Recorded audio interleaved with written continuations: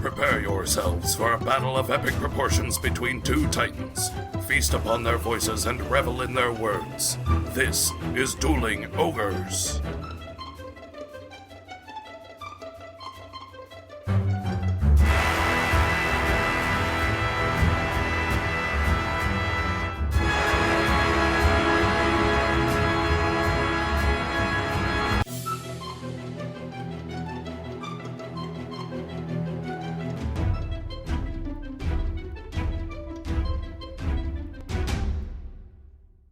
Hello, Ogres, and welcome to episode 115. Thank you for joining us, as always, on this Faustian Monday evening, Earth date June 5th, 2017. I'm your host, Remington Hitchcock, and with me, as always, is my co-host, Brandon Full. Say hello, Brandon.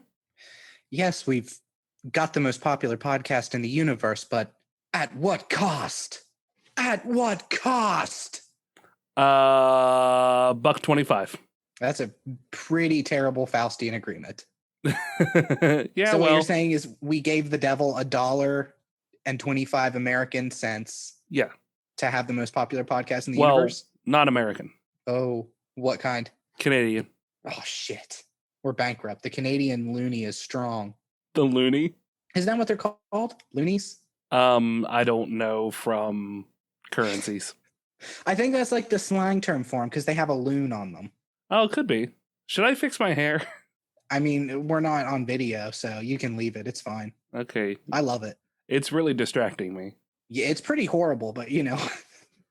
So Brandon is not here. We had to really pull some strings. It's 10:40 p.m. in the PMs. Yeah, I know. We're not remotely used to recording this late at all. No, I mean, it's weird. I wish we could do it like this all the time, but we can't.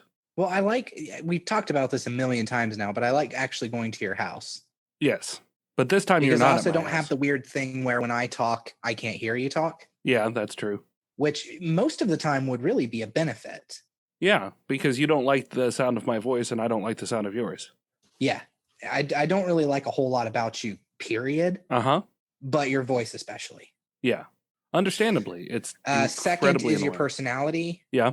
Third is just your general presence. Mm-hmm. Fourth is the stench. Yeah, I figured the smell was...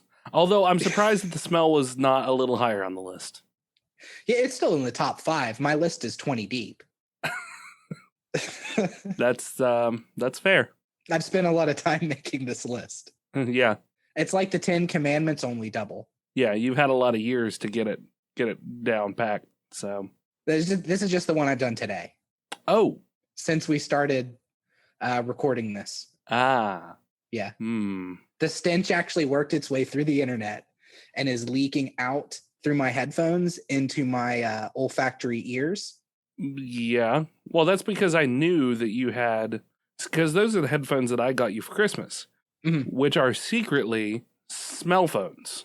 Yes. Yeah, I got my smell phones in. Yeah. And most of the time, it's not bad. I mean, music videos pretty much smell like weed and cigarettes. Right, yeah. Porn is like, it's about what you'd expect it to smell like. Yeah. I don't think we need a description. Yeah, I mean, I can if you want me to describe it. No, it's fine. Let's go ahead and skip it. So what have you been up to, Remington? Making mo progress on the studio. Where are we at with it now? Or where are you at with it, I guess, since I've done nothing?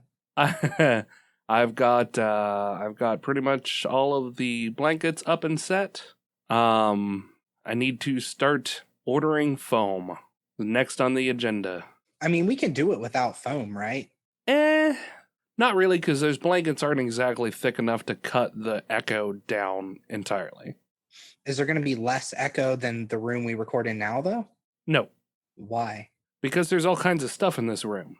So the sounds are bouncing off of all kinds of other things at different angles in this room. So there's actually less echo in this room than there is in the nigh empty room upstairs, where the walls are just flat. We can just cram stuff in there. Huh? We can just cram stuff in there. I have a lot of stuff to cram. I'm kind of an expert crammer. If I wanted a bunch of stuff in there, Brandon, I would have just left all the stuff in there. Yeah, well, I just assumed you were saving it for me to cram. No. They call me the cranberry. Nope. No. Cramley? I'm a little more partial to that. You like Cramley better than Cranberry? Yeah. See, I got to laugh on the second Cranberry. It's 2 words. It's cram and then capital Barry.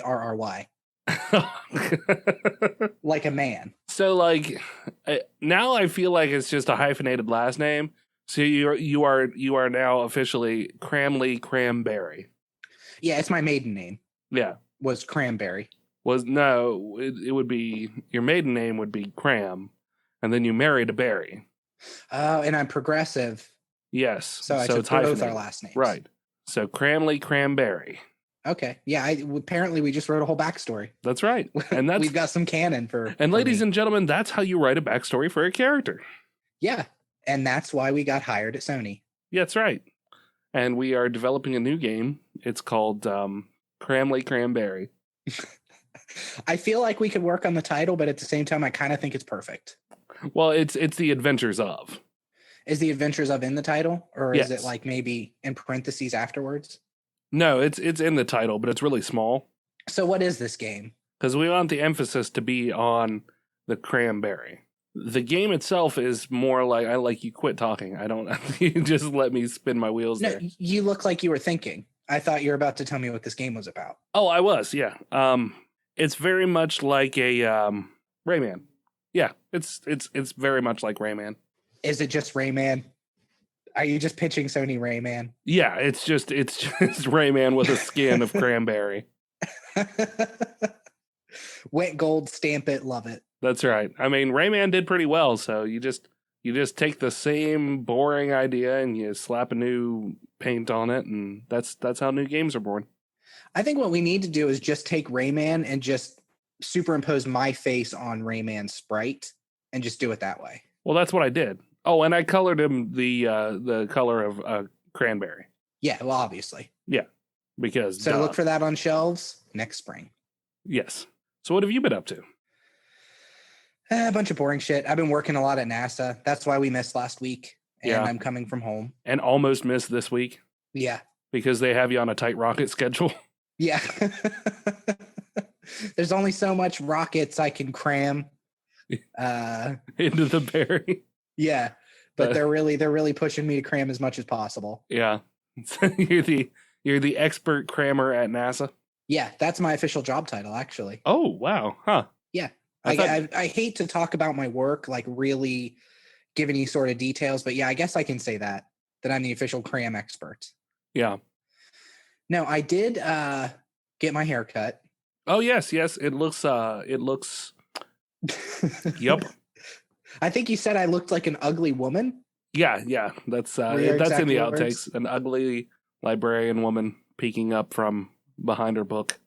Yeah, just like that. Mm-hmm. Yeah, you can't see the picture. I appreciate the support. Yeah. No, but no, it looks fine, especially compared to the rat's nest that it was before. Yeah, I mean, it looks like a haircut. I'm not looking for compliments. Yeah. Unless you want to compliment me, and then duelingogres@gmail.com. Yeah. Or Brandon at duelingogres.com. Yeah, I don't ever check that. Don't email that. Yeah, but I don't think I even know how to check it. I check all of his emails. Do I ever get emails on there? No. See, yeah. That's what I thought. I need to set that up for you. You need to what? Set that up for you so you can get the non-existent emails for your Dueling Ogres email. So I went to like a sports haircut place to get my haircut, right? Yeah, like sports cuts. Yeah, and it's one of those places that's geared towards guys. Yeah. Like there's big screen TVs everywhere and they're playing basketball and all that kinds of stuff. And the women are kind of flirty and wear very tight shirts. Yeah, because if you're a man, then you obviously have to enjoy sport. Yeah, exactly. So I went there because it was the least busy. Yeah. And I think that the lady who cut my hair thought I was a serial killer. To be fair, you give off that vibe, but why did she think that? Just the general vibe in the human head I was carrying. Oh, okay. That makes sense. So I'm always a little uncomfortable anyway, because the lady was very flirty, but flirty in a friendly way, you know, like I don't think she's actually being flirty towards me, but that's kind of the ambiance of the place is that they're a little flirty to the guys, right? Right. So that automatically makes me uncomfortable. Being flirted with makes me uncomfortable. Right. Yeah. So I sat down and she's trying to have conversation with me. And I'm weirded out. Like, I suddenly get stuck up in my head about how weird this whole situation is, that like I should be talking to her and I should be like kind of laughing at the things she's saying. And I don't know if I'm supposed to be a little flirty because she's flirty, and that's the whole back and forth. Yeah. I don't know. Yeah. So I completely clam up. Uh-huh. So she's talking to me and I'm just dead silent, or I'm saying like, yeah, to the stuff she's saying. Yeah. I have my glasses off. When I have my glasses off, I look slightly cross-eyed because I'm trying to focus on things. So my eyes look super wonky without my glasses, right? Right. Okay. So I'm talking to her a little bit and the conversation dies down. So my daughter's birthday's coming up and she wanted me to rent a gym, like a gymnastics place for her. Okay. So in a lull in conversation, I ask her if she knows where this gymnastics place is. Yeah. I know where it is. I have Google on my phone, but I brought up that it was my daughter's birthday because the lady looked like she may have had a kid like at that age. Yeah. So I'm thinking maybe this will spark up a conversation talking about kids. So she says, no, I have no idea. I don't have any kids. Okay. Which that's my one in right there that I thought I had, to like, oh, my daughter's this old. How old's your kid? Blah, blah, blah. So then I made a joke and I said, oh, so you don't hang out at gymnastics places for children in your spare time? And the face you're making now is about the face that she made. Yeah. And yeah, conversation completely died, like awkwardly died. Yeah. And then she made a joke like, well, I guess that's what I'm going to get arrested for someday. Maybe I will now. Ha ha ha. Like, she's trying to spin this into, she's a professional. Yeah. You know what I mean? Yeah. So then I said, oh God. I said, well, I guess it's good that I was there first. It will help with the book deal. And here's what killed it, though, even more than it already has, is she didn't hear me. So then she goes, what? And then I had to repeat it again. And I mean, the conversation died. The rest of the time I was there, she said like very few things to me. Yeah. Because it was my first time there, I got like the upgrade where after they cut your hair, you go into the back and they like shampoo and conditioner your hair and give you like a scalp massage and put some hot towels on your face. That was a good pause there. She just a big load of hot towels on your face. Yeah. She had huge tracts of land. So I can tell that she has no interest at this point, but she's locked in. Like right. I have weirded her out. I can tell. So we go back there and she puts like the hot towels on my face. She's giving me a massage. I'm back there for like maybe 5 minutes. Dead silence. Like really awkward, horrible, dead silence. So then we go back to the front to sit while she like cleans off and makes sure I don't have any other hair on my neck. And she has like this massager thing that looks like a belt sander that she's massaging my back with, right? Uh-huh. Well, at this point, I have my glasses on, so I can see myself in the mirror. And I was having a really shitty night. Like, I'd barely slept the night before. Yeah. So my eyes are really watery and red. Yeah. So I look like I've been crying. So I get really bummed at how much I fucked up this social interaction. Right. So then I'm sitting there and I'm watching her and she keeps glancing at me in the mirror. And I'm like locked up as she's giving me this back massage with this belt sander thing. And I look so sad. So it finishes with me looking like I want to hang myself, like super stiffened up and uncomfortable as she's like trying to massage my back. So she does like 2 minutes of that and then is like, okay, I think we're done.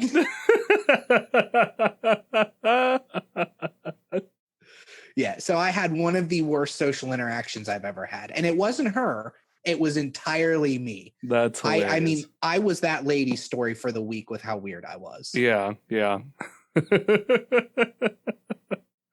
Oh, that is so awkward and hilarious.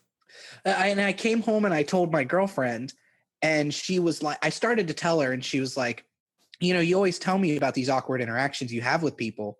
But then after you tell them to me, they're not that awkward. I think you're just overthinking them. Right, yeah. I told her this one, and she was dying laughing, and she was like, this is the first time I think you've told me a story that I can 100% say you sounded creepy and awkward. And I was like, well, where do you think I went wrong? And she was like, I don't know, when you made a joke about her murdering children at a gymnastics place. Like, I mean, here's what you can do to help yourself out. And don't get me wrong, it doesn't help that much, but sometimes it's enough, as long as it sounds genuine enough.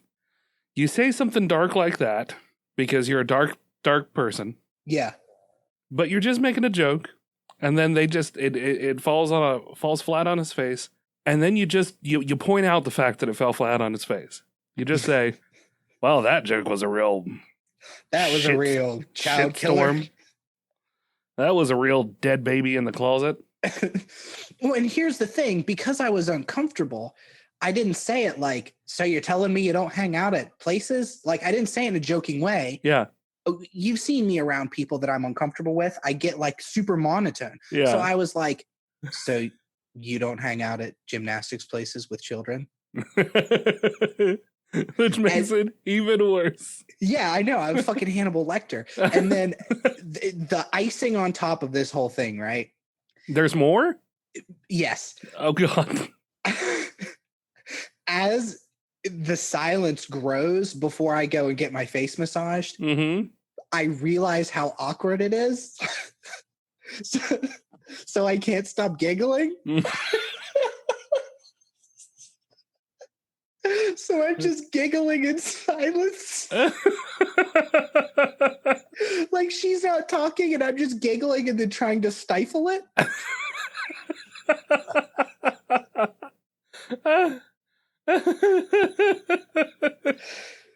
So needless to say, I fucking freaked this woman out. You are a monster. Yeah. Yep. So that was my week, really boiled down. Oh my God. Oh, that's so good. Wow. All I could think when I came home was like, at least this will be an interesting story for the podcast. And now, ladies and gentlemen, our first creep of the week goes to our own Brandon Full. Everybody give him applause. I want you to put the trophy inside of me. There is no trophy, just law enforcement. I want you to put the law enforcement inside of me. That is no big surprise, you weirdo. Creep of the week. I'll have a sounder for that next week. Okay. I don't know if we can sustain it. We haven't done a fuck shit of the week in months and months. That's true. Yeah, but that's because we don't prioritize anything.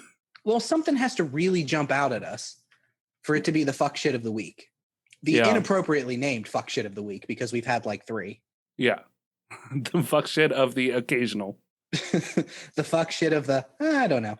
Sometimes. The fuck shit of the winads. Well, I mean, we don't look for it, though. I mean, I had a story about some dude dressed like the Joker waving a gun at people. Yeah. But I thought it was a little dark to talk about. Well, I mean, that's the whole point of being a fuck shit of the week, right? It's not. Yeah. It doesn't actually have to be happy. It's just got to be real socially unacceptable. What about the dude who went to the Comic-Con with the gun? We can make him the fuck shit of the week. When was this? Last week. I did not see that story. Yeah, so this dude goes to a Comic-Con. I can't remember which Comic-Con it was. And he's let in, and he has a pump-action shotgun. Okay. And like a bunch of knives, and I think another handgun strapped to him. Like, the dude had like 10 weapons on him. It's not funny. It's not funny. Nobody got hurt. Nobody died. He was arrested. He was there to kill the actor who played the Green Ranger. What? Because he felt like at some point the actor who played the Green Ranger slighted him in some way. The guy's clearly not completely there. Right. He felt that he had slighted him, so he was there to kill him. And he said he was also there to kill any police officers who tried to stop him. Ah, okay. And then he referred to it. He said he was like the Punisher. I mean, is it fair to do is it fair to peg somebody who has an obvious mental illness as the fuck shit of the week? Yes. Okay. Well, then that guy gets it. So this guy's the fuck shit of the week. Okay. And like, from everything I've heard, the guy who plays the Green Ranger is kind of a dick. Yeah.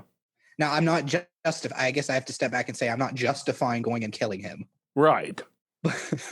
And even saying that makes it sound like I am, but I'm not. You can't kill people who have slighted you.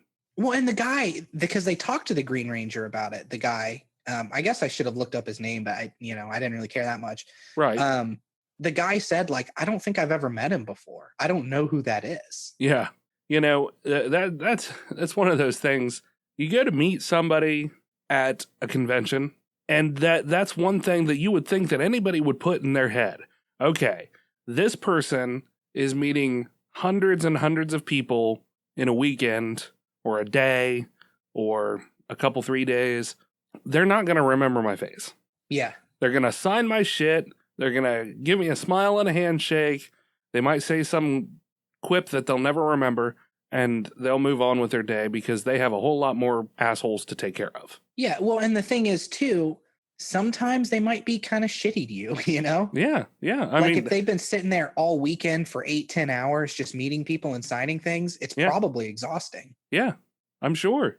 We've done cons before. Yeah, and we didn't have anybody talking to us. No, and it was exhausting. Yeah. So I can only imagine having to sign a bunch of books or pictures or worse yet, having nobody to talk to. And then you're just sitting there wondering why what you've done with your life. Yeah. I thought I was famous once. I was the Green Ranger, though. Yeah. We have to get famous first. Yeah. We were the dueling ogres. What happened?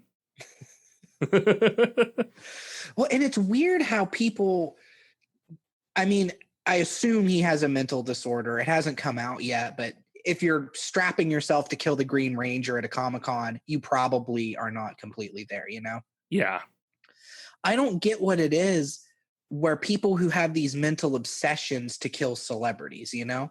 Yeah, I don't know either. And there's been a lot of them. Like the guy who killed John Lennon, there was that one guy that shot himself because he was obsessed with Bjork.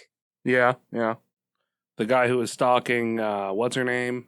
Not familiar with what's her name. Beyonce. Stalking Jodie Foster. Yeah, he saw her in Taxi Driver when she was like 15 or 16 in Taxi Driver, playing like a 12 or 13-year-old. Yeah, exactly. And got obsessed with, I think, trying to save her or something. Yeah, maybe. I mean, maybe he saw her in a gymnastics thing or something like that. So yeah, I don't understand it. I mean, don't get me wrong. Well, actually, no, I can't think of any celebrity that I would actually like borderline stalk. I mean, Stalk to kill? What is it? Stalk to kill? Stalk to anything. Stalk to make sweet love to, stalk to protect, stalk to kill, Okay, you have to move in with one celebrity as your roommate for a year. Okay. Who do you choose? So the question is do I want somebody who's really cool or do I want somebody who's a real douche? Why would you want a real douche? So to try to reform them? Yeah. Or maybe somebody really weird, like Kevin Spacey. Is Kevin Spacey weird? Yeah, Kevin Spacey's weird as balls. Like in real life weird? Yeah. How? He's a weird dude. See, I just think of Gary Busey. He's my immediate go-to for kind of crazy celebrity. Yeah. Did you ever watch I'm with Busey? Yeah. The MTV show? Yeah. It wasn't bad. It was a pretty good show. It wasn't too bad. So do we have any actual news you want to talk about? No. I figured we'd just there's back in 2014 and 2015, Kevin Spacey had an aggressive love for men. Aggressive? Yeah, that's what this article title is. I mean, I hear aggressive love and I think like Pepe Le Pew. Like Kevin Spacey's just chasing men around the mall. Oh, the June. Oh. Yeah, I mean, I've got news. Do you have any news? Do you have articles? Do you have things? Yeah. Okay, let me talk about mine then. Okay. Mine is all kind of like little bits. Just little bits? Yep. Well, then you can fill in the little bits with my bigger bits. That was not where I wanted that to go at all. One of the many times I've regretted us being on webcam, Remington. That's right. So, This was from a couple of weeks ago when we were doing the last podcast, and I thought it was an interesting story, an interesting little bit of news that Bungie, which is... Now, okay, is Bungie its own company or is it owned by Activision? Yeah, Bungie they were bought by Microsoft in 2000, and Right. then around 2007, they announced they were splitting. Yeah. And remember that. I think around the time of the first Destiny, they signed an exclusive 10-year contract with Activision. Okay. So they promised X amount of games, Activision's publishing them, etc. I gotcha. Okay. So, Blizzard is, of course, part of Activision. Mhm. In fact, it's Activision Blizzard is what the proper title is, if I'm not mistaken. Oh, really? Yeah.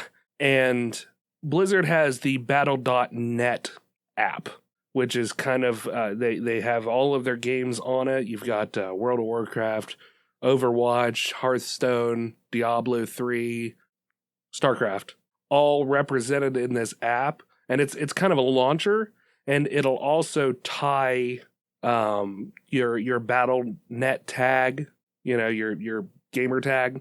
Yeah.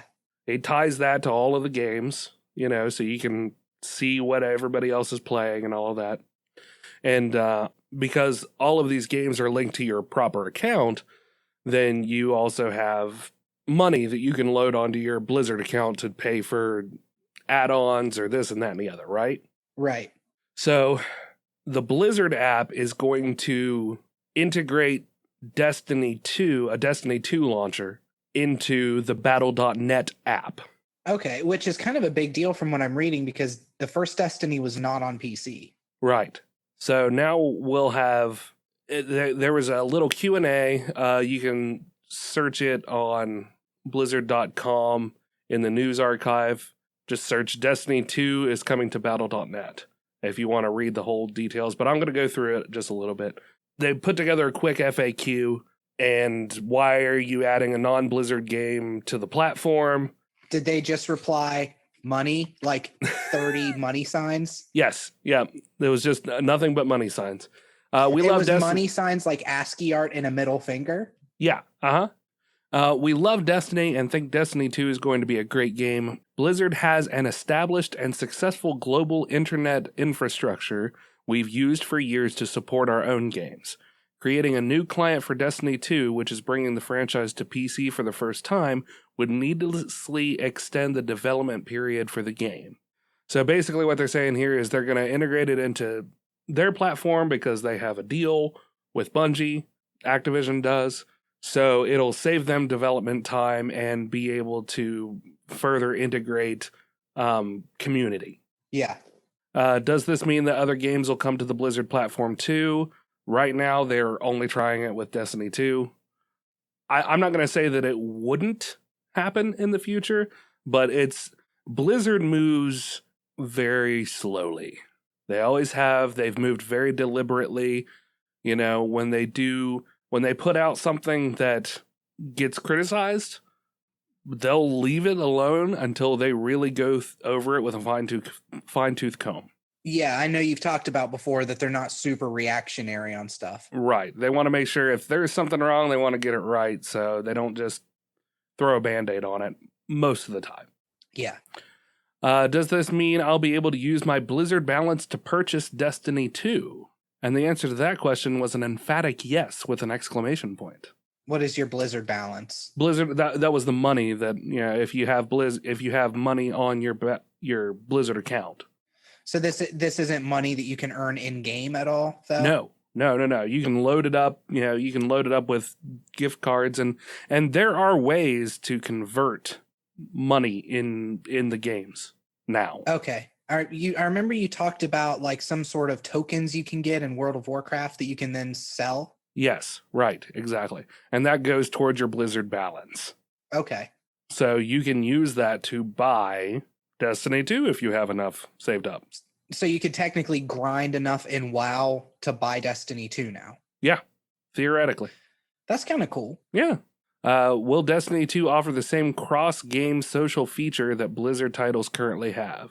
It says it will be integrated into many of Blizzard's existing social features. You'll be able to chat with friends playing Destiny 2 in the same way you already can for Blizzard games. Players will also be able to add friends and form parties the same way Blizzard gamers can, and you'll see a Destiny 2 status icon by your friends who are playing it, the same way you do for friends playing StarCraft, Diablo, WoW, Heroes of the Storm, Hearthstone, and Overwatch. That's a pretty smart move. I mean, besides money, because obviously that's what it boils down to with any company is they're going to make a fuck ton of money from it. Right. There's a lot of new social features that they've been touting that are built into Destiny 2 on console. So that seems like the best way to kind of whole hog port it over from console to PC. Yeah, for sure. Yeah, that community aspect is something that, if you're a smart game designer, you want to try and integrate it in because it's one of those things that you really need a heavy hand in. Yeah. Well, and I feel like somebody needs to take a chunk out of Steam because I love Steam. I use Steam all the time. Yeah. They are pretty much the only one on the market. Like you have the Curse client you can do for extra stuff. Yeah. You have the GOG launcher. Which, hold on real quick. With the Curse client, Twitch bought Curse. Oh, yeah, I know, because every time I turn on my fucking computer now, it tries to turn on Twitch. Yeah. So now I've went ahead and updated it. I mean, it's still essentially the same thing, but they integrated more community stuff, and now it replaces the Twitch app. Or, I mean, it replaces the Curse app. It's just been rebranded, and there have been things added to it. Do you think there's a downside to any of this community stuff? I don't know. I use the Dueling Ogres Twitch to integrate that in. So I don't know. Maybe I'll get on there and have more friends for that. Yeah, I mean, it seems like every game, everything going forward is trying to integrate this community thing, like almost Facebook, Tumblr style. You know, you can change your statuses and talk to other people and leave comments and shit. Yeah, and it goes so far, but this can be a whole huge social conversation. You know what I mean? Mm. Because there is the argument that exists that all of this Facebook and Twitter and these social media platforms haven't done a whole lot when it comes to meaningful connections.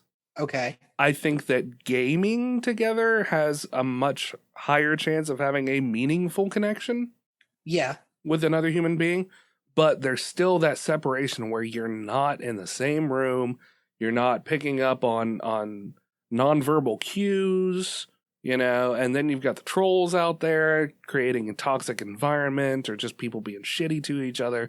So, you always have that even in a normal social interaction, I suppose. But it comes much more readily, especially if there's still, like, you can still be a very popular person online, but there's still a certain amount of anonymity you have.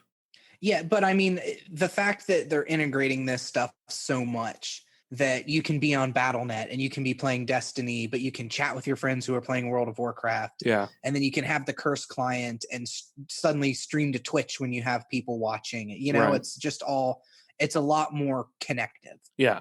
There's so much that could be said for pros and cons of that kind of connectivity as well. Like, are you giving up your privacy versus are you really... See, I don't think that anymore that there is anything that's truly private about us. Oh, not online for sure. So... And I think it's kind of down to our age a little bit now, at least for me, because, there was MySpace and there was Zanga and there was Facebook where you could connect with people. And, I can talk to somebody I used to know who now lives in Oregon versus I can also talk to my parents on Facebook, but I've hit so much connectivity that when I launch Battle.net or when I launch Steam and it's suddenly like, hey, here's your friends. You verified your phone number through Steam. So we went through your contacts and here's your contacts that are on Steam. You can connect to them too. Yeah. It just feels like too much to me, but I also think that a younger generation who's grown up with this stuff is just used to it, and the connectivity is cool. Yeah, I mean, in instances even that you're talking about, like, you can usually turn that stuff off. like searching through your contacts and this and that. There's usually an option to turn that off, which is nice that they're still integrating in, and we are still seeing it. I think there's enough outrage when there isn't an option to turn it off. Yeah. That, like, you have to make the choice to put your phone number in, because at that point, once you do, they're going to get your contacts. So, but it's something that you kind of need to do. Like with Steam, you have your phone number for 2-step verification. Yeah. I mean, if somebody were to steal my Steam account, they would be stealing hundreds and hundreds of dollars of things that I've bought now. Right. And Steam is notoriously bad for customer service. And pretty much if you lose your account stuff, it's just, they'll do their best, but they're not super great at it. Right, yeah. So, real quick to finish this up then, where and when will Destiny 2 on PC be available? Bungie is working through the global details. We look forward to sharing additional information this year. So no answer yet, to be announced. I mean, it'll probably be the same time Destiny 2 launches, I would assume. Well, yeah, that's what I'm saying. But I don't think, does Destiny 2 have an official release date? Yeah, it's okay. September, I think. Yeah, September 8th. Okay. So, yeah, I mean, I imagine... I don't figure that it's a particularly difficult thing to just say, okay, what kind of a server MAC address do we need to have to tie all of this stuff together? Yeah. Yeah, I'm guarantee you that I'm oversimplifying that, but I still don't think that it's probably a particularly hard thing to do. Who will be operating Destiny 2 servers? Bungie will maintain the Destiny 2 servers. Blizzard servers will be used for features related to the Blizzard platform, such as login and social functionality. Customer service, again, Destiny 2's gameplay will be handled by Bungie. Blizzard will handle the customer service for the platform issues. So that seems like kind of a headache. Yes and no, because now Bungie doesn't have to create a customer service line for Blizzard-specific problems. Blizzard will take care of that. So, yeah. I mean, to me, if nothing else, it's a cost-saving measure. And at the greatest argument, it is Blizzard already has experience with the hems and haws of their app.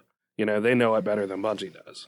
Yeah, but it never makes it easier when you have multiple companies involved. Yeah. Because you're on Battle.net and you're trying to connect to Destiny 2 and it won't connect. Right. Who do you get a hold of? You get a hold of Blizzard and they say, no, our end is working fine. That's a connection issue. Get a hold of Bungie. And you get a hold of Bungie and they're like, no, it sounds like your launcher's bad. Get a hold of Blizzard. You can still launch Hearthstone and the other games without the launcher, though. Can you? Because anytime I've tried it, loads up Battle.net before I can do anything. Even when I try to just open them, it opens up Battle.net before it connects. Yeah, it does. But if I'm not mistaken... I think you are mistaken. You're wrong. End of story. Well, I'm doing it right now, so it does start up the Blizzard app. Let's see if it auto launches Hearthstone too. Okay. Little hypothesis testing. Yeah. It's a scientific method. I love it. Problem solving. See, I imagine all they really need to do when they launch the servers is they've got like a huge clean room with one of those big levers that they just like and pull down to launch. Yeah. Maybe some klaxons and lights start going off. Yeah, I'm pretty sure that's how it works. There doesn't need to be anything else doing that. So yeah, okay, you're right. The app is up and it did not automatically launch Hearthstone. Looks like Brandon's right again. Chalk that one up to the Brandon. Chalk that one up to the cranberry. The old cranberry. Do you have some snippets to tell me about, Brandon? Yeah. Tell me a snippet. Animaniacs reboot is in the works. Okay. There's really no information besides that, except that they are working on it. I mean, would you even call that news? An Animaniacs reboot? Yeah. I thought you were a huge Animaniacs fan. Well, I am, but why remake everything from my childhood? I'm kind of getting burned out on it. But I don't think they're making it for you. I think they're making it for another generation. Then call it something else. Splanimaniacs. Yeah. I don't get I mean, if they're just rebooting Animaniacs, why they don't just run the old Animaniacs though, right? Yeah, exactly. Like, why not do that? I think it's name recognition. Something like Animaniacs. Take your average parent who's our age. You know, my daughter's 10. So somebody my age who has a 10-year-old, an 8-year-old or whatever. Yeah. If you're not computer savvy and you're not okay with like pirating stuff, Animaniacs is going to be kind of hard to just go buy a DVD of. But you hear that suddenly Animaniacs is being rebooted. You've got the TV. You set your kid in front of the TV and you're like, I used to love this show as a kid. Check it out. And then you watch it and your kid watches it and you have a bonding moment while you realize that this show is certainly not as good as it was when you were watching it as a kid. And it sours the moment and your child grows up feeling this tension that was caused by the show not being as good as it was. And he starts to pull away from you, starts to resent you. And then you're 76 years old in a diaper in a home and nobody wants to have anything to do with you. How does the nobody wants to have anything to do with you? How does that relate to your kid? Have you grown bitter? No, the child has pulled away from you because you were bitter towards the fact this show wasn't as good as you used to remember it being. But to be fair, you're just using the show as a proxy for your child because your child has been a disappointment. No, this because is you my used to fantasy, wrestle. Brandon. And your kid, so You your can't fantasy, You can't tell me how my kid is feeling. I know how my kid is feeling. All It right. sounds like you've got a full roadmap for your life, Remington. I have no children. Well, it's just like they redid DuckTales, and I mean, I don't think it has launched yet, but I don't know. Yeah, I really think it's the name recognition. It's getting parents who are nostalgic to get their kids in front of it. Because even if you watch Animaniacs, the reboot, and you don't think it's any good, your kid might watch it and love it. That's true. And you'll grow to love it. I've seen all kinds of shitty shows that I've just been immersed in so much that I'm just like, okay, they're not that bad, I guess. Yeah. Isn't it funny, though? Dueling Ogres is a perfect example. Exactly. Isn't it funny, the hypocrisy that we have on these things, by the way? Like, How do you mean? we were super excited about the new Tick, Yeah. and yet here I am shitting all over a potential Animaniacs reboot. I don't think we've ever tried to hide the fact that we're huge hypocrites, though. This is true. I mean, you can listen to 2 episodes at random of this podcast and you'll hear us being hypocrites. I mean, that's a fair point. and the Tick reboot was actually picked up. Yes, it was. And again, I watched the reboot and I think you and I had different opinions on it. I wasn't super impressed with it. Yeah, you weren't. I don't know why, though. Why were you not impressed with it? I think I'm just used to Patrick Warburton. I really liked I loved the sense of humor of the original. I liked his Tick, the way he played it. But again, you know, I'll watch this show. I have Amazon Prime. Yeah. And by the end of it, I'll probably be like, no, it wasn't bad. It was pretty good. See, I liked Patrick Warburton as the Tick, but I didn't care for the show that much. But the cartoon, I was a huge fan of. Yeah, and I mean, I know the show, it was only on for 6 episodes. So, you know, it didn't do super well. It wasn't a lot of people's cup of tea, but I really liked the dark sense of humor that it had. Yeah. I don't know. Maybe... I guess if I'm riding on the wave of nostalgia here, there is a Pete and Pete reunion. Yeah. June 17th on Nick Splat. Yeah, I saw that. I don't know what Nick Splat is. It sounds horrifying. It is. And we can look forward to the Tick premiering on August 25th. Look forward in quotes. Yes, look forward in quotes. Peter Serafinowicz, Griffin Newman, Jackie Early Haley, Valerie Curry, and Brendan Hines, all returning for the series. So there's that. In other news, and this is a little bit older. Okay. 1 person was killed and 9 people hospitalized from an outbreak of botulism. Whoa. And see, I feel like this hits pretty close to home for you and I, Remington. They got botulism from gas station nacho cheese. Oh, man. Yeah. What a total bummer. That will not stop me from eating gas station nacho cheese. Yeah, because I mean, how many people really get botulism? Yeah, apparently just these people. How many did you say? 8? One person dead and 9 others hospitalized. Okay, so 10. This was in Sacramento. Okay, so yeah, this is on the other side of the country. Forget about it. It's fine. It's fine. Apparently, they don't think that there's any other threat. It was just one specific batch of nacho cheese that had botulism in it. Oh, well, that's good. Whew.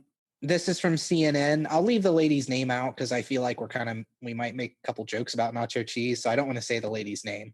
Okay, fair enough. One woman was hospitalized after putting the nacho cheese sauce on some Doritos, which means she's doing it right. Oh, yeah, absolutely. Doritos are already awesome. Yeah.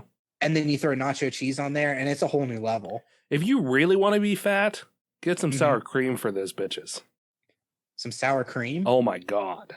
With the cheese? No, with just the Doritos. I don't know. I mean, you could with the cheese, but I don't know how good that would be.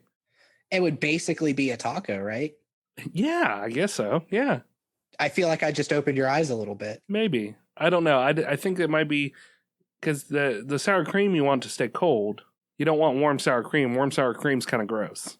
But if you have hot nacho cheese and cold sour cream, so you have to be like, I don't know, dipping one in the other or vice versa. No, you just put the nacho cheese on the Doritos and then a little dollop of sour cream. A little baby's kiss of sour cream on top of it. Yeah. Little angel's tear. Yeah. Maybe we should give it a try. I mean, we don't have to give it a try. I've tried it before. Have you? Yes. Are you lying to me? No, I get Doritos tacos from Taco Bell most of the time I get Taco Bell. Oh, okay. Yeah, that's basically it. Hey, coming back to Amazon Prime Video. Okay. Speaking of botulism, I don't want to cut you off too, but here's the joke, though. Let me fill in the joke. Okay. What kind of cheese doesn't belong to you, Brandon? What's that, Remington? Nacho cheese. Wah, wah, wah, wah. Amazon and now Prime. This. Amazon Prime is officially coming to Apple TV. I thought it was already. No, it's not. You're stupid. See, Amazon and Apple are pretty big competitors. They're like Montagues and Capulets. They are. If you really want to pull out a horribly dated reference and fucking quote Shakespeare to me. At the WWDC, which is the Worldwide Developers Conference for Apple. Okay. And there was a whole bunch of just a ton of news that was coming out. And Amazon said, okay, Apple CEO Tim Cook told the crowd that Amazon is coming to the TV app and all Apple TVs later this year with Amazon Prime Video. And Amazon Video tweeted out, you asked, in parentheses, a lot. We listened. Amazon Prime Video is coming to the TV app and all Apple TVs this year. They basically requoted the Apple CEO or vice versa. So, yeah, I mean, we've got competitors that are now just saying, okay, we get it. You want to watch everybody's stuff and we can all make some more money. Got it. So how are they making money off of that? Well, you still have to have I would Amazon. assume they'd be paying Amazon. You'd still have to have Amazon Prime. So not only can I assume that there was a monetary deal that went on between Apple and Amazon to buy the rights to use the app or vice versa, but also you have an Apple TV, you have Amazon Prime, you have all of this media that you can stream, Prime Video, and you're not able to do it on your Apple TV. Yeah. So that kind of sucks. So now you have to go through another way of doing it, iTunes or whatever they have, to download videos that you already have access to, technically, to stream for free with Amazon Prime, and you can't. What do you think these fucking meetings are like? When you have like heads of Apple and heads of Amazon sitting in a room. Okay, here's my okay. Oh, are you doing an acting thing here? Yeah, Okay, gotcha. Well, gentlemen, it's a pleasure to see you all here. Let us commence with the meeting of Apple and Amazon. Amazon, what is it that you want? Yes, Mr. Apple, I'd like to put Prime Video on Apple TV. Here, let me be Apple. Okay. Oh, so it seems the chickens have come home to roost, haven't they? I mean, how much do you want for this? All of the apples, sir. You can have 12 of the apples.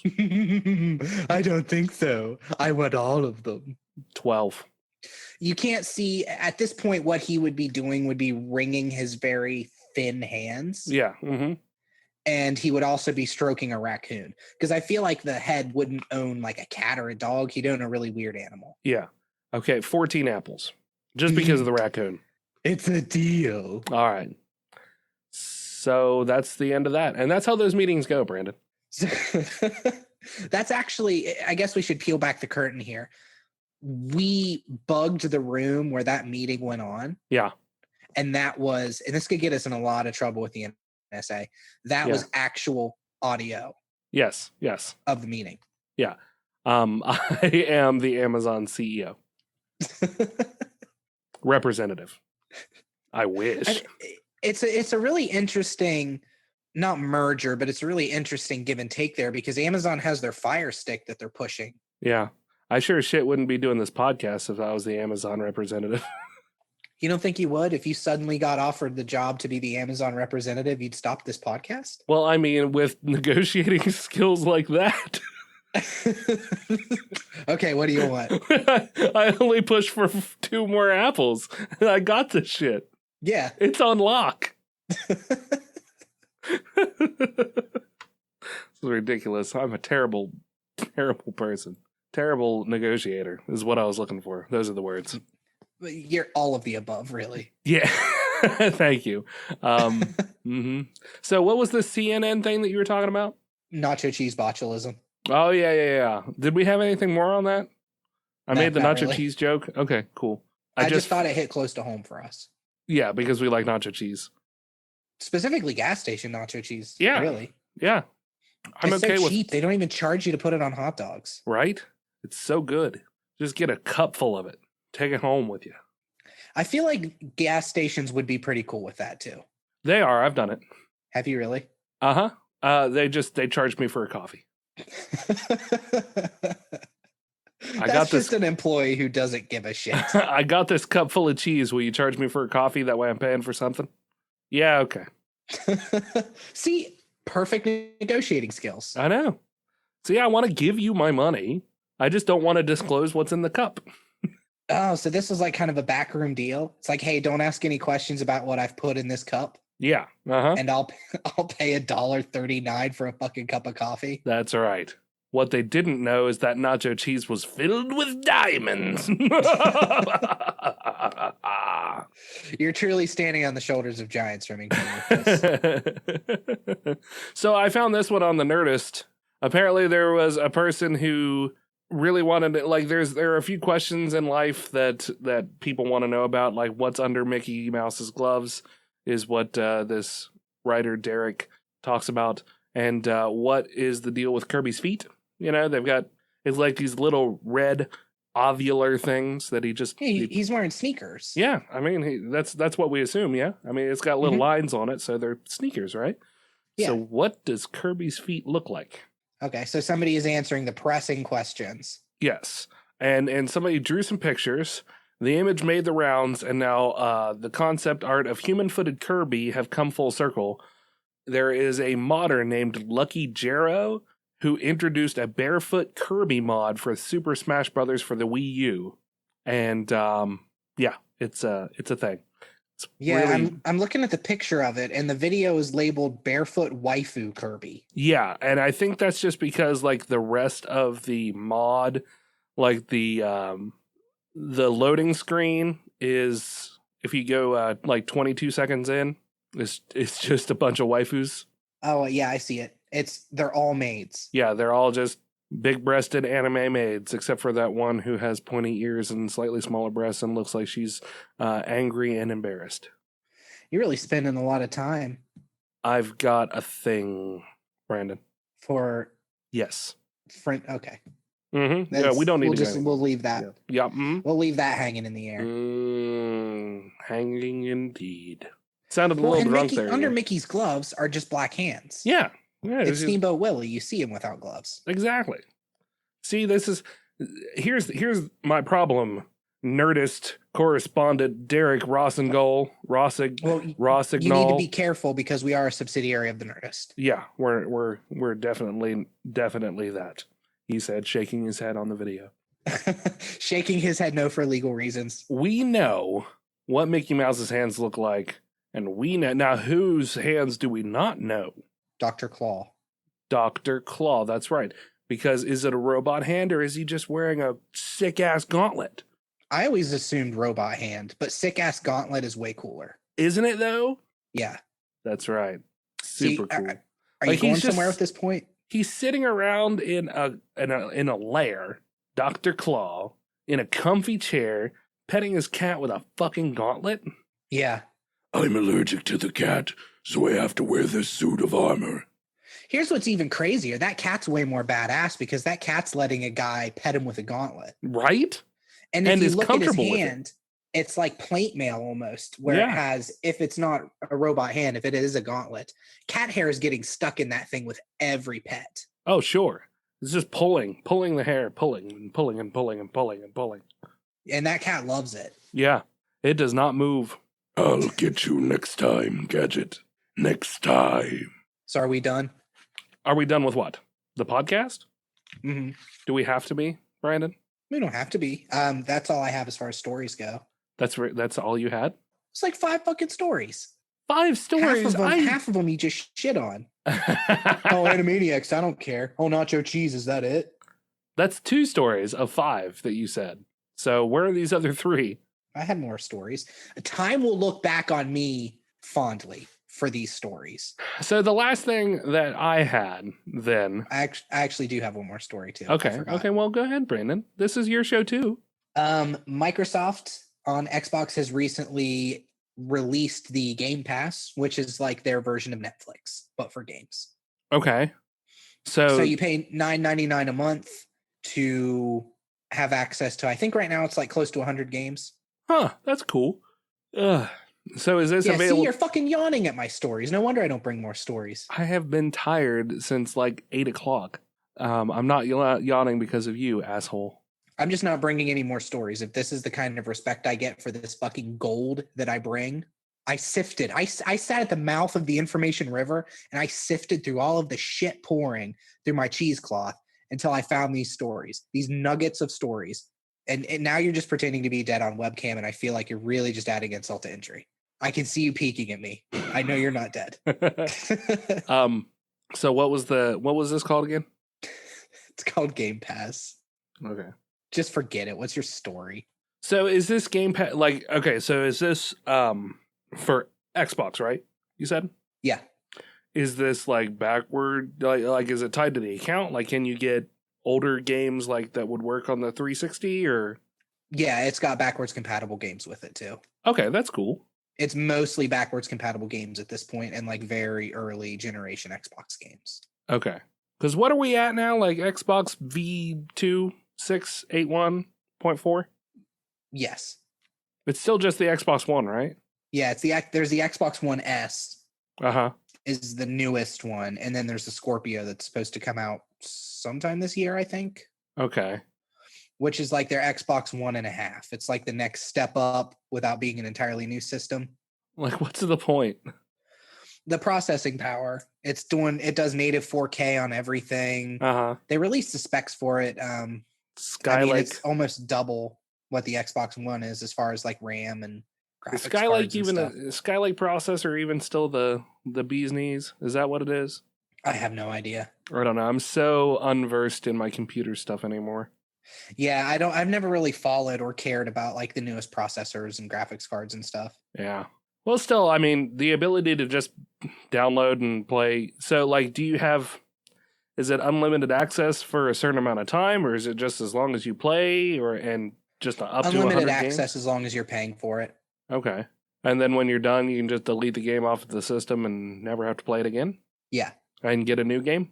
Yeah, it's interesting though because you have brick and mortar stores, and not even talking about the mom and pop stores that are selling video games, like the brick and mortar stores like a Best Buy or a GameStop, Best Buy sells a bunch of stuff, so I'll use GameStop as an example. Okay. They only really sell games. Yeah.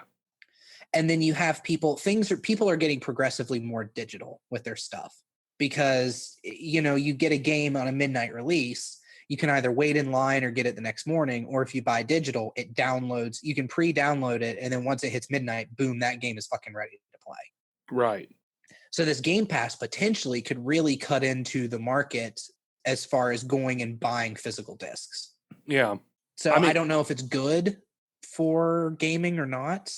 I know that these brick and mortar stores are suffering. I mean, we saw the same thing with Blockbuster and other places like that. And now we have the little, like, you can still rent videos, but you do it from a fucking kiosk. Yeah. Like a little electronic kiosk it's a turnkey operation. So I know that these brick and mortar stores are getting hit, and it's an unfortunate thing, but it's also an unavoidable thing with the way technology is going. Like, we have this game that is at its very core a digital world. The only reason that you would have to buy a physical copy of this digital world is because you have a piece of hardware that requires a physical thing to put into it. Yeah. Now we don't have that. Now we can download it and stream it and do this and that and the other. So it's a sad thing, but what do we do about that? You know what I mean? Yeah. Well, and I mean, companies like Microsoft, they want everything to go digital. Sure. That cuts out so much of their production cost for physical. This benefits them so much because absolutely. they're getting $10 a month for these old games that are, you know, you pay for $2 online. Yeah. That now they can charge people $10 more a month. With Xbox Live, you're paying $25 a month to Microsoft. Yeah. Or is that total? I was going to say, what is Live now? It's $15 a month or $60 a year. Okay. So, and then has that been the same model for a long time? Yeah. Since the original Xbox, it's been the same price. Okay. It's been so long since I've had Xbox Live that I had no idea. Yeah, so I mean, you look at a company again like GameStop, when you go in there, they're carrying so much more collectibles. Yeah. I assume to kind of make up the difference for what they're losing on physical releases. Right. I don't think, as long as there are physical copies, I don't think that you're gonna see physical copies disappear. Yeah. I like my physical copies of games. I like seeing games on my shelf and knowing I have them and picking them off and stuff, as opposed to having them all on hard drive. Yeah, but one of these days, Brandon, you're going to die. And Okay. Is that related to this conversation, or are you just reminding me of my mortality? And the younger generation isn't going to care about having a physical copy of it. I mean, there will be these outliers who want physical copies of things, but by and large, everybody will be digital and everybody will be okay with it. Yeah, but there's always going to be collectors. There's always going to be people who want to own tangible things. Yeah, but those people are boring. Everybody collects something. Everybody collects something physical. I collect nothing. You have a bunch of Dragon Ball Z merchandise. No, I don't. I can see right now you have a fucking probably smoke-stained Darth Vader in a package. Leaning against your wall, probably sun-bleached. I could catch that on fire right now, Brandon. You collect it. That is a collection. No matter how digital it goes. That was a gift from my mother. Exactly. For Christmas 2 years ago. So you're saying, like, when I'm 70 or when you're 70 and you're sitting in your diapers all alone. Uh-huh.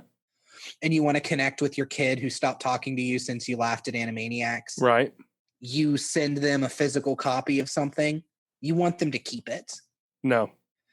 Yeah, that argument was weak. I'm gonna go out and say it now. My argument there was weak, and it didn't make a lot of sense.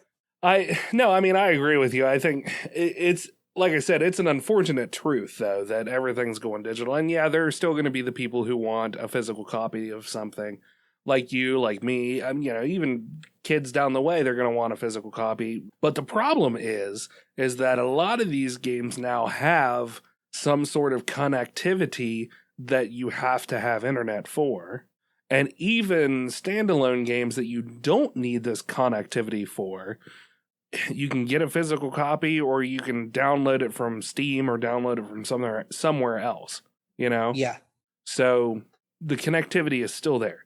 So you still have this digital copy that you can just cut out the middleman and not have to wait to play this new game. Just download it in a few hours, you have it. Yeah. Well, and the thing that is kind of the detriment as far as the Xbox goes is when I buy a disc and I put it into my Xbox, it installs the entire disc. Yeah, exactly. The only thing that putting the disc in my Xbox does is let my Xbox know that I still own the copy that I bought. That's right. So it's basically digital already. Yeah, exactly. And who's to say that it's not copying it? Oh my God, Brandon. What if the only thing on that disc is just a line of code that says they bought it and it downloads the game from the cloud?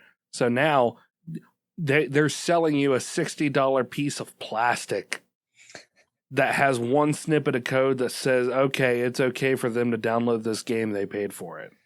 Yeah. Well, that's not the case, but still. That's It's not, but that'd be fucked up. Here's what's fucked up, though. You go and you buy a PC game, like a new PC game. Yeah. 9 times out of 10, you open the case and it's just a Steam code inside. What? Yeah. I swear to God, most new games you buy aren't on disc. It's just the display case. Open it up, Steam code. No way. Mm-hmm. See how long it's been since I've bought a game. Yeah, I mean, and I buy all my games digital. The problem is too, and not to get into like a whole thing here, because I know we're getting close to wrapping it up. Yeah. But part of the cool thing about owning a physical copy is you have that game. That is physically yours. Yeah. Whereas when you download digital content, you are basically renting it. Yeah. The way that the laws work is you don't own that game. You own it for as long as they say you can own it. Right. Which is, that's true. But to be fair, if you pay $60 for a digital copy of a game, it's $40 to $60, depending on what you're getting. They better fucking let you keep it for life. Yeah.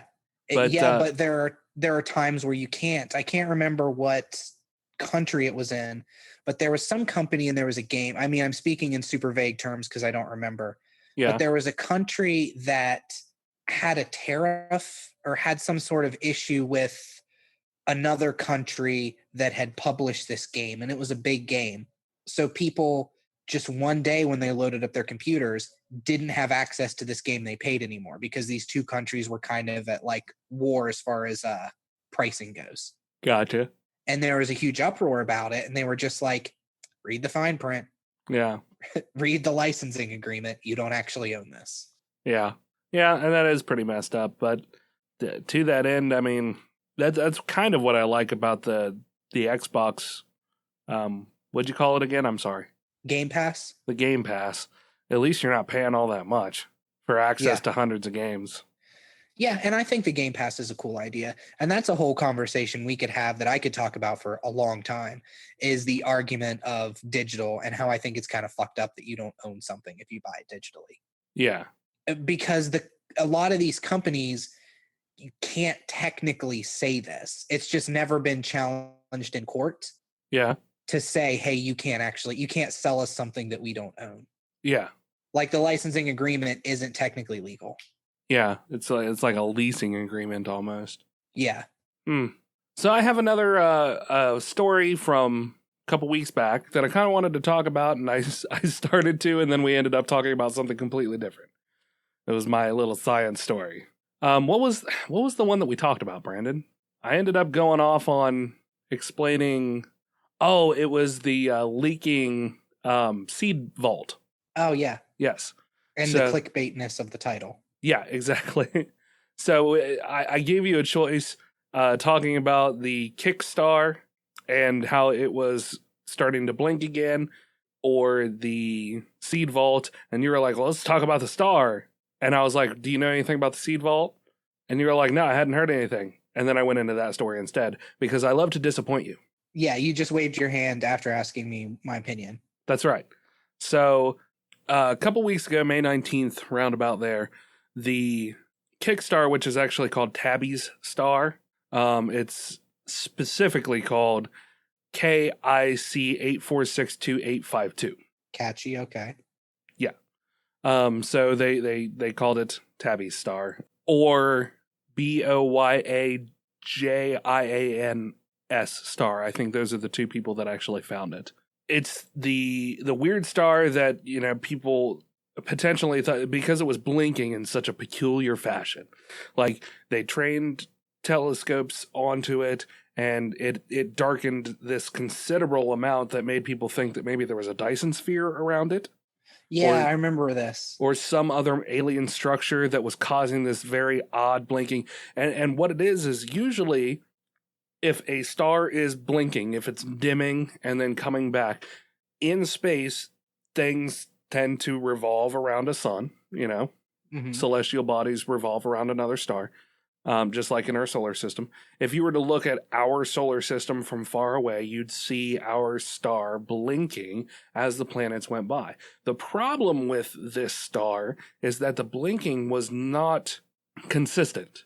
It would happen a bit, and then it would drop off, and we wouldn't see anything when we would expect to see something, and then it'd start blinking again. So it's kind of been not very active as of late until May 19th, when they saw a significant dip in the amount of light that was being put out again. Okay. That was what I was going to talk about, was how cool is it that they still don't know what this is. And I mean, the space nerds on Twitter, all of those scientists, I mean, you can go to this was from Popular Science, popsci.com/alien megastructure star dimming again. You can search that on their website and look this up and click through on their Twitter. And you can see this list of just all these scientists talking about the different dips and what to expect. And they're going to train the satellites on, or the telescopes on it. And I mean, it was really interesting to dive into and read about. So just a bunch of nerds being nerds? Yeah, it was. So fast forward to June 3rd. More, they've researched it, they've watched these dips, they have now come up with a new explanation that doesn't involve extraterrestrial technology. In fact, most of the scientists, as much as the kid in them wants it to be an alien megastructure, most of the scientists know that it's probably some sort of natural phenomenon that they just haven't encountered yet. Yeah. So instead of being a extraterrestrial technology, it's more likely a massive ringed planet, some 5 times the size of Jupiter. Holy crap. Yeah, so just this massive, I can assume a gas giant that has rings around it. Astronomers from the University of Valencia and the University of Cantabria in Spain. Does that sound like a good pronunciation? Yeah, sure. And the University of Cantabria in Spain, or Cantabria, I don't know how to say Spanish words. Ran a giant planet model and found it could account for some of the light fluctuations if the planet's rings were tilted. So if they're off, if the rings, what they're saying here is if the rings are off center and tilted in such a fashion that you would see the blinking happen, and it would be a really weird, like it wouldn't work the same way every time. You know what I mean? Yeah. You picking up what they're being buzzkills, basically. Yeah. They're basically saying that there are no aliens and no Dyson spheres, and we'll never find another alien race to conquer us and make us slaves, which is all we really want. We just want to be slaves? Yes. I feel like there's a good chunk of the population that would disagree with that sentiment, Remington. Well, I mean, they don't know what they're talking about. Brandon, wouldn't you like to have to not worry about have to worry about feeding your family? Or working to you'd have a place of your own. You'd have food every day. You'd have to do some work, but hey, everybody else does too, right? I don't feel like this is a great argument, Remington. I don't feel like this is a good argument to have. Yeah. Yes, slavery is wrong. We all get it. But hey, I mean, if aliens took over this planet, there's probably very little that they would use us for, unless they wanted to use our energy as giant batteries. Yeah, that would be my guess. Yeah. I mean, best case scenario, sex, right? Yeah, alien sex, sure. Best case scenario, space babes. Uh-huh. Or space dudes, space hunks, yeah, I guess. This article that I found for this is from sciencealert.com. Astronomers have a new explanation for the alien megastructure star. You can look that up there. If the hypothesis is right, then we're going to see another dip in light in 2021 thanks to a second cloud of asteroids, as these swarms usually travel in pairs. So that was one of the other things that caused the dips in light that scientists have recorded that could be, or that it's trailing asteroids causing the dips in light. So, and that's, they say that those usually come in swarms or in pairs, and will just pass over light in a very elliptical pattern. So I don't know. I'm not super impressed by science anymore. I'm to the point where I want aliens. We landed on fucking Mars. We're watching planets forever away that are doing weird shit with light. Mm-hmm. I want some aliens now. Do you think the world is ready for aliens? Yeah, I think so. Yeah. I mean, I think we're in a certain time with not just what's going on geopolitically, but just in general with the way the internet works, the way information is passed, the way you can believe something and then see actual proof online that's like, oh, okay, that's how it actually works. Yeah. You know, there's scientists sharing data at such fast speeds now. Yeah. A week. Aliens landed a week, we'd be cool with it. Like in a week, we'd be A-okay with it? Yeah. Okay, I see what you're saying. So there'd be a period of flipping out for about a week, and then we'd be like, they're aliens now. Yeah, because I mean, who is going to put up a resistance immediately to the aliens? I feel like religion's going to need to change a little bit. Yeah, but I mean, to be fair, Catholicism already acknowledged the fact that there could be aliens, and that doesn't change the belief structure at all. Yeah, you're right. But there would need to be a little bit of a change as far as like who the chosen ones are, because then it would make Earth, God created Earth and humans are still the most important, and these aliens are kind of their own thing. I mean, you can always go with the argument that God himself would be an alien. I mean, he's not of this Earth, so. I'm not saying it would be a huge leap. Yeah. For them to do it, but I'm saying that they would need to come to terms with it in some way. Yeah. They would need to kind of huddle together and be like, all right, where do we go with this? Right. Then you would have the people who are stockpiling shit already in their backyard in bunkers with guns. Crazies. But I feel like really for the most part, I really don't feel like people are going to be that. I mean, people are going to be like, holy shit, aliens? Yeah. Okay, if aliens landed tomorrow, my job would maybe give me 2 days off. At NASA? Yes. Don't you think that NASA would be swung into high gear, though? Yeah, that's true. Well, I mean, I guess they don't need a crammer, I suppose. Not in that moment. Yeah, you could probably get 2 days off. Well, here's the thing. You work at a mattress store. You've talked about this before. Uh-huh. If aliens landed tomorrow, they'd need mattresses. Would you get a day off? Well, they'd need somewhere to sleep. I mean, they've been cooped up on a ship for God knows how long. Okay, so you're saying that the aliens land and immediately look for low-price mattresses? Yes. They're not sleeping on their ships. No, that's what I said. They've been cooped up on a ship. They want to get out and stretch their legs. Come on. Where are they going to sleep? On the mattresses that I sell them, duh. Yeah, but I mean, where the mattress is going to go? Are they renting fucking hotel rooms? They could. Are they trying to rent houses and apartments? Dude, they're paying with exotic metals. It doesn't matter. See, here's the thing. They would have, I mean, if they just land and immediately start acting like humans, people aren't going to be cool with that. If they land and introduce themselves and they've got fucking tentacles and 13 eyes. Yeah. And then they're just... My name is Steve. Nice to meet you. And then they're just going and buying fucking housewares and stuff. They're not going to get respect. Well, maybe they didn't come for respect. Maybe they came to just join the rat race, Brandon. You don't know. This looks like a good place to settle down. It's kind of a shit show, but at least people are getting stuff done. At least they've got good mattresses. This technology is astonishing. They've used a polyurethane blend to sleep on. You still need garbage men. You still need, people fixing the roads. You still need mechanics and shit. Just because aliens landed doesn't mean you're not going to blow a tire tomorrow. Yeah. So those people, the blue collar workers, they're not going to get a day off because things still need to run that way. Yeah. The blue collar workers, blue collar America makes up a good portion of America. Yeah.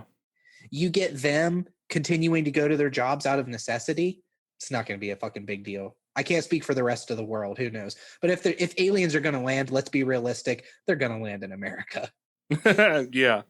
They're going to land and they're going to stand and fucking salute a flag. That's right. They're going to give us a bald eagle, a space eagle that they found. Yeah. Those all sound like legitimate things. If they try to disguise themselves as humans because we can't understand their real forms, they're all going to walk out like Benjamin Franklin. Oh, yeah, that would be awesome. Just a whole bunch of Benjamin Franklins. Yeah, kite and everything. They're walking around your mattress shop with fucking kites with keys on them. Yeah, adorable little spectacles. Bald heads. I would like a human mattress. A human mattress. I had syphilis. Oh, he did. So, God bless America. I like how that's where this story went. Like here, I've got interesting science news, and they still have more to study. If the hypothesis is right, then we can expect to see more dips in 2021. That will help to solidify the idea that this is either a cloud of asteroids or a massive ringed planet, Yeah. See, I don't know. I've tried to make sure to keep an eye on this planet, not because I think it's an alien megastructure, but because it's science that it's something that we really have not seen before, Yeah. It's actual mystery. And that's and that is cool. Yeah, that's the most exciting bit about science is when you find something that's an actual mystery. So I think that wraps up the show. If you have any questions or comments or you'd like to hear yourself on air, you can call us at 978 DU-OGRES. That's 978-386-4737. Call us in and let us know what you think about the alien megastructure that's surrounding Tabby Star. Let us know what you think the first thing aliens would buy. Yeah, what is the first thing that aliens would buy if they'd buy anything, if they weren't here to enslave us? When they land their giant ship in our beautiful amber waves of grain. That's right. In America, because that's how they do. Mm-hmm. Yep. You can also reach us on Twitter at Dueling Ogres, email us at duelingogres@gmail.com, or leave a comment on the Facebook page. Brandon, what kind of shout-outs do we have this week? Well, this week, Remington, I have 2 shout-outs from the Viscount Terry W. Irvin II and the Diamond Man, Stephen Hines. Yeah. Viscount Terry W. Irvin II said, only working one job, possibly reaching 46 hours a week, which was me talking about my hours. Right. If I were an Irvin, the family would disown me. I don't know if those two things were connected or he was just reminding me that I'm not part of his family. Maybe. My limerick at the end makes listening to the entire episode totally that much more worth it. Yeah. And I truly believe that you can look forward to that this December in Star Wars The Last Jedi. I just the fact that you found that little snippet from the movie is amazing, and I can't wait to see it. Thank the mescaline. I always do. Yeah. He also said maybe they should fortify pork rinds with vitamins and iron like they do breakfast cereals. Yeah. Or in your case, potassium. Yes. Since you were discussing, I think, off mic about how many bananas you were going to eat later on this evening. I need all of the bananas in my face holes right now. Diamond Man said, great episode. You need to keep hitting the speed, and I should keep tripping on mescaline. Done and done on both accounts. Right. Mm-hmm. If he's ever allowed back on the show, he can take both right before the interview and let the chips fall where they may. It is now a requirement, I think, for him to be back on the show. That's right. Is he needs to, because nothing bad ever happens when you mix drugs. No. Ask Kurt Cobain or Heath Ledger. Yeah, that was. So going to the Diamond Man before you dig that hole any deeper. He had there's a little bit more to his comment. Okay, go ahead. He said that the Prey game is similar in some ways to a novel he teaches called Feed by M.T. Anderson. I looked it up. It's like a young adult book. Yeah. That is sort of about like a world where everybody's connected to the internet and they get advertisements in their dreams and stuff. I read a synopsis and it sounds pretty cool. And I could definitely see where he made some correlations there. Interesting. He also has launched his new Kickstarter, The Diamond Man, Stephen Hines, for Zombie Fabulous 3, Mary, Sacred Heart of the Motor City, which is his third installment to the Zombie Fabulous series. It's doing incredibly well. It was Kickstarter also voted it one of the projects that they love. Yeah. So, and we just found that out earlier today, I think. Yeah, which is really cool for him. So 27 days to go as of today, 6/5/2017. He's already made $457 of the $1,000 goal. So it is really cruising right now. Yeah, so we have links on the page. I'm sure Remington, you'll put a link. Yeah, there will be a link. Notes for this episode also. Yeah, there will be a link in the show notes as well. I think you need to pay like $10 to get a copy of the comic. $2 or more will actually get you a PDF copy of Zombie Fabulous 3 delivered to your inbox. Everyone who pledges on day 1 of the campaign will receive a free PDF of any single issue comics that. Well, all the day 1 stuff's done. Yeah, so let me just redo it. Pledge $2 or more. A pledge of $2 or more will get you a PDF of Zombie Fabulous 3.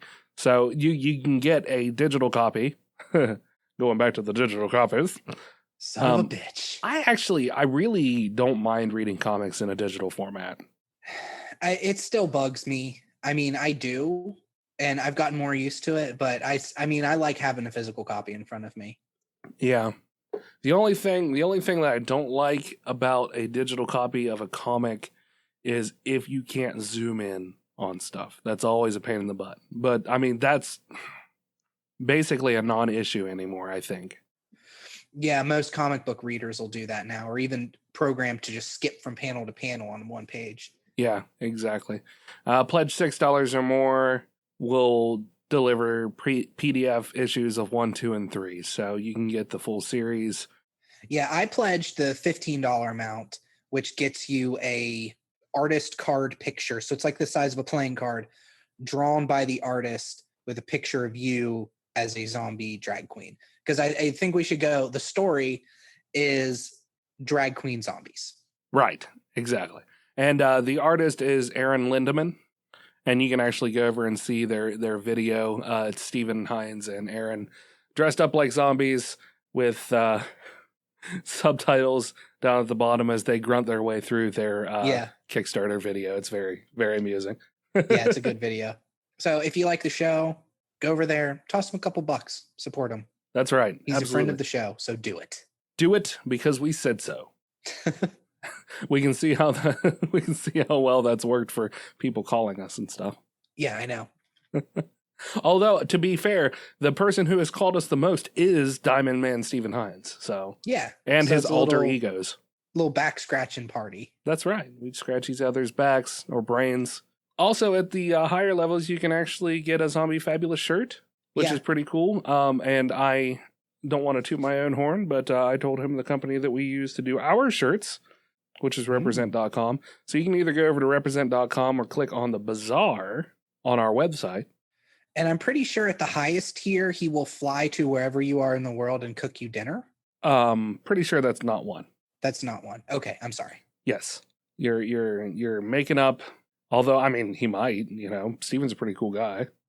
At the very highest tier, he will spend an entire year of his life learning the accordion, and he will play you your song of choice. Yes. Yeah. That is $1.3 million, though. Yeah. So pretty fair amount. I think if we were to get him $1.3 million, I think he would do exactly that. Yeah. So if you are a multimillionaire with some money to blow. Yeah. And you want to donate $1.3 million to this Kickstarter, we can guarantee for him, without talking to him ahead of time, that's right, he will spend a year of his life learning to play the accordion, and he will play your song of choice. That's right. This is a legally binding vocal contract between us and a multi-millionaire and Stephen Hines, who gets no say in it whatsoever. Yeah, and we said it on a podcast, which is podcast law. It's like maritime law. That's right. That's right. Only stronger. So make sure to go to our website and subscribe. There's a little pop-up. You can subscribe. You can get emails and stuff. Terry W. Irvin II is kicking around some ideas that maybe he wants to, I have no idea if he's going to or not, but he said that he might want to put up another article soon. Oh, so nice. that might be something to look out for. If you have your own geek news that you want to report on, we'd love to have some more writers kicking around here, just putting out some stuff. You can email us at duelingogres@gmail.com and say, hey, man, I'd like to do a little something for you. Yeah. Toss up an article. Our page does get people there. We It do does. have viewers at the page, so. Yes, we do. There are people who go there. I have the analytics to prove it. And finally, be sure to leave us a 5-star review on iTunes, or you can find us on YouTube's, iHeart's, Radios, Satchels, or nearly anywhere else you can find a podcast. Exactly. So do you have any other awkward stories that you'd like to share, Brandon? Yeah, so after I talked to that hairdresser, I decided, what would it actually be like to hide inside of a children's gymnasium? Uh-huh. So I go there, and the walls are so tight that I really have to grease myself up, and the clothes are just a hindrance, right? Mm-hmm. So I start sliding in, and I look like I'm doing a slip and slide vertically. Yeah. I look like kind of the end of Cliffhanger.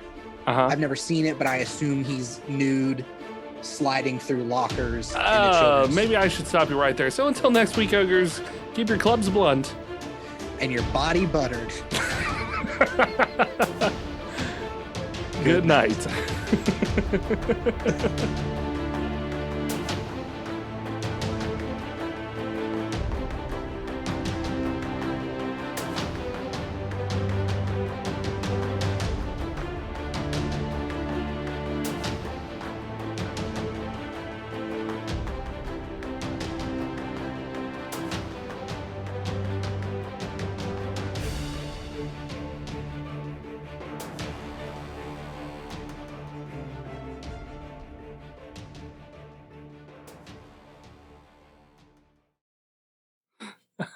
There was part of me that wanted you to keep going. Yeah, the whole time I was thinking, like, when's he gonna do it? How far does he want me to go? Because this is gonna get really weird. I like it. All right, let's be done. We're done with this. Now I have editing to do. Yay! It looked like spasming to me. Shawty like it. Ride the cowboy, ride the cowboy. You look incredibly like an ugly woman when you do that. Like a hipster librarian woman. Why a woman? I don't know. I think it's just the top of your head with the curls that your hair has got right now. Mm-hmm. And I mean, like, with the shadow of it, you can't really get a good definition of the haircut itself. Is this better? Oh, nice. Wow. That was like an anime character. Kind of makes me want to mess mine up just for you. We'll be messed up hair buddies. We'll be the hairiest mess. Man, I've been playing this stupid game on my phone, and it's so stupid, and I can't stop playing it. Brandon, are we gonna go to the fair today? I'm sorry, son. I got called into work. Can I go back to bed then? Nope. You have to stay up and take care of the dogs. Do I have to feed the chickens? All of them. But there's 1,000 chickens. Mm-hmm. And don't forget the retarded chickens, the really mean ones. You mean the 400 retarded chickens we have? Yep. For a total of 1,400 chickens? Yep. See, you're getting good at math. That's why you're going to have to balance the checkbook. Do you see this bedhead, Dad? I don't even know what math is. That's fine. Nobody else does either. The chickens certainly don't. Good. I kind of look like a racer head. Yeah, you do. I don't know anything about that movie. Whoa, my head's an eraser. That's definitely not what it's about. I see. Oh, no. No. Not. It's a weird fucking movie, that's for sure. Now my head's an eraser. Oh. Don't get me near paper if you have sensitive documents. Oh, no, I tripped onto the Constitution. Oh, that's ridiculous. All right, you ready? Eraserhead finds himself in another pickle. I'll take that as a yes.